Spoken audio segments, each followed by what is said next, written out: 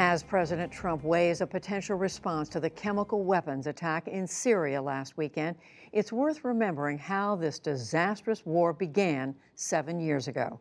William Brangham talks with the author of a new book that takes an intimate look at this most brutal conflict. From the very beginning of the Syrian uprising, Rania Abu Zaid has been one of the conflict's earliest and closest chroniclers. She witnessed the first days of peaceful civilian protests against Bashar al-Assad and then his government's brutal crackdown. She was there for the rise of groups like the Islamic State, saw how the intervention of the Russians changed the tide of the conflict, and witnessed the transformation of a hopeful revolution into a grinding 7-year war. She's now published a new book called No Turning Back: Life, Loss, and Hope in Wartime Syria, and it tells the story of this conflict through the eyes of those who endure it and those who fight it.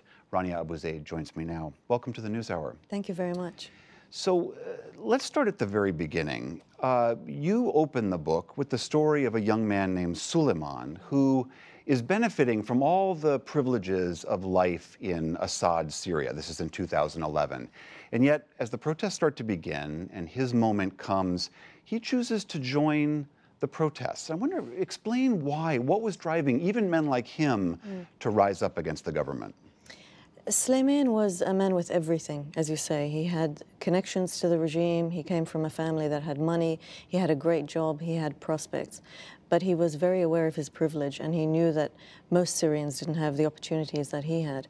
And for Suleiman, that was enough to get out on the streets. And I chose Suleiman because there is a misconception, perhaps, that only people with nothing to lose are the ones who take to the streets, but that's not often the case. As you document in the book, it seemed apparent to both sides, the protesters and to the government, that right away this was a very serious matter. This was no idle protest. No, it was existential. From the very beginning, the protesters knew that when they went out on the streets, like one of the protesters told me, we will be hunted. They will be hunted if they don't succeed, if they lose. And the regime knew that it was also a fight for its survival. The way you tell this story is through a dozen or so different characters, and you toggle between them in time, chronologically. And I'm just curious, when you set out to do this, did you know that that was how you would tell this story, through so many different vignettes of so many different people? I knew that I wanted to show how history shaped people and how people shaped history. All of these different elements of the uprising were happening concurrently. So we had people out on the streets. We also had some Islamists who were planning, who saw, who had darker motivations, and they were planning for their moment when they could come forward and bring about some of the plans that they have for Syria. Very early on in the process, the Syrian government blacklisted you and said you can't enter the country. So that must have complicated the whole process for you. Yes, in the summer of 2011, I learned, and the Syrian government didn't even tell me, and I don't even know why I was blacklisted, but I learned through human rights organizations who had leaked lists of Syrian activists that my name was on that list.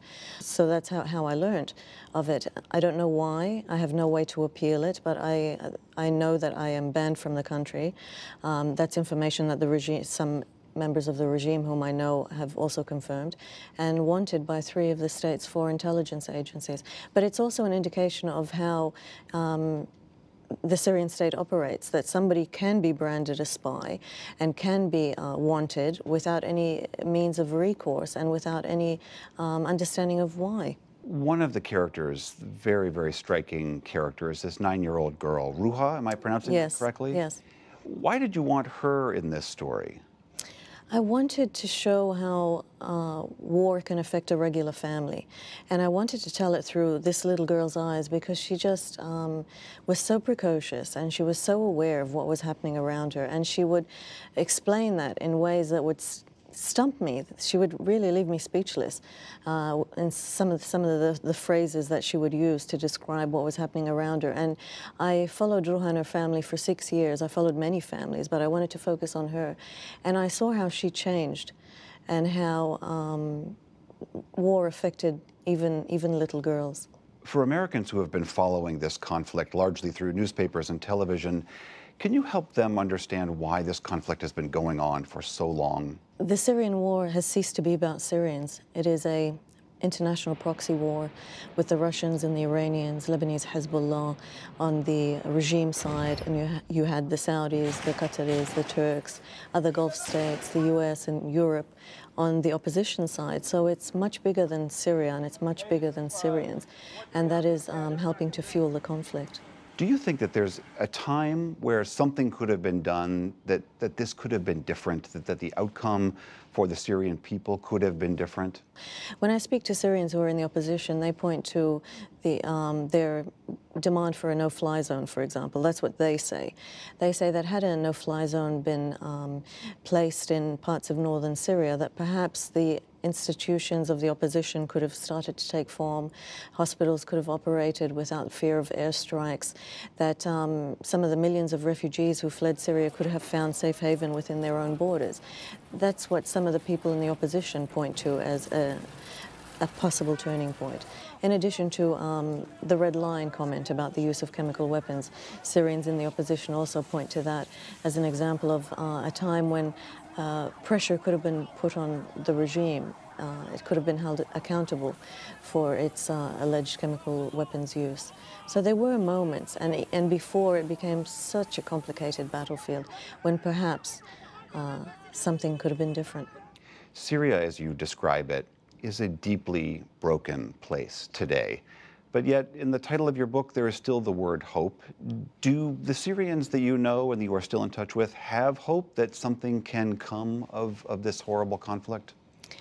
The hope is in the people, and there's always hope. It's in Syrians who can survive hell and emerge on the other side, and they don't have bitterness. It's in Syrians who can lose loved ones, but who still say that they can forgive. It's in Syrian physicians who could be anywhere. They could be in Turkey or elsewhere, yet they stay in their country to treat everyone under conditions that would make World War I battlefield medicine look pretty sophisticated. The hope is in little girls like Ruha who just want to be home and who cling to the idea of family, which is one of the building blocks of Syrian society. So the hope is in Syrians who still see a Syrianness that transcends politics and who just want to go back home and, you know, send their kids to school and know that they'll be safe and that they will come home. It's in the small things, but that's where it starts. All right, the book is No Turning Back: Life, Loss, and Hope in Wartime Syria. Rania Abuzaid, thank you very much. Thank you.